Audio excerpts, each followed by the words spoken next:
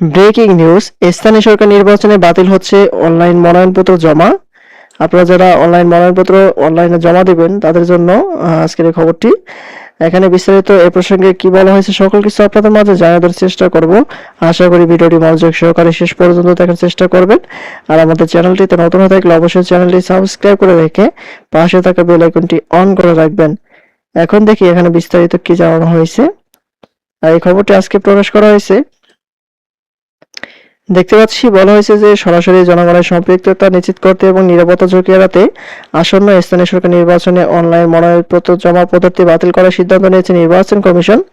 এর ফলে কাজী হাবিবুল আওয়ালের নেতৃত্বাধীন পূর্ববর্তী কমিশনের চালু করা ডিজিটাল কাঠামো থেকে সরে এসে আগের মতো সরাসরি সশরীরে মনোনয়নপত্র জমা দেওয়ার সনাতন পদ্ধতিতে ফিরে যাচ্ছে বর্তমান কমিশন। নতুন নীতি অনুযায়ী প্রার্থী বা তাদের মনোনীত প্রতিনিধিকে সশরীরে উপস্থিত হয়ে মনোনয়নপত্র জমা দিতে হবে। ইসি সূত্র জানায়, স্থানীয় সরকার প্রতিনিধি ও জনগণের মধ্যে সরাসরি যোগাযোগ নিশ্চিত করতে এই পরিবর্তন আনা হয়েছে। এছাড়া কর্মকর্তারা নিরাপত্তা ঝুঁকির বিষয়টি উল্লেখ করেছেন। তাদের মতে, অনলাইন পোর্টাল চালু থাকলে নিষিদ্ধ বা বিতর্কিত রাজনৈতিক দলের সঙ্গে জড়িত ব্যক্তিরা দেশ বা বিদেশ থেকে মনোনয়নপত্র জমা দেওয়ার সুযোগ পেতে পারে, যা পরবর্তীতে আইনি প্রশাসনিক জটিলতা তৈরি করতে পারে।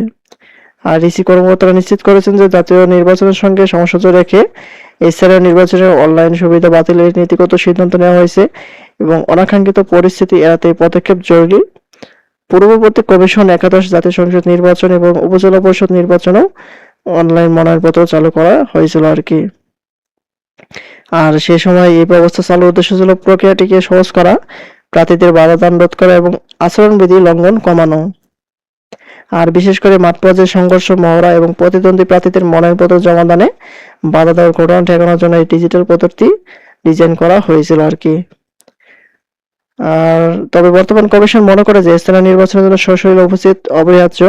মনোনয়নপত্র জমা দেওয়ার বিষয়ে যে কোনো ধরনের প্রতিবন্ধকতা কঠোরভাবে আইন শৃঙ্খলা বজায় রাখার মাধ্যমে নিয়ন্ত্রণ সম্ভব হবে বলে তারা বিশ্বাস করেন। আর নির্বাচন কমিশনার আব্দুর রহমানের মাসুদ জানান যে স্থানীয় সরকার নির্বাচনে সরাসরি নির্দিষ্ট এলাকার মানুষের সাথে সম্পৃক্ত, তাই কমিশন ডিজিটাল প্রক্রিয়ার চেয়ে প্রার্থী, তাদের প্রস্তাবক বা সমর্থকের সরাসরি অংশগ্রহণের অগ্রাধিকার দিচ্ছে আর কি। এ হচ্ছে ইউনিয়ন পরিষদ নির্বাচনে অনলাইনে যে মনোনয়নপত্র জমা দেওয়ার যে বাতিল ঘোষণা করা হয়েছে সেটি সর্বশেষ আপডেট। পরবর্তীতে নতুন কোনো আপডেট আসা মাত্র আমাদের চ্যানেলটিতে পেতে অবশ্যই চ্যানেলটি সাবস্ক্রাইব করে রাখবেন। ধন্যবাদ সবাইকে। সালাম আলাইকুম।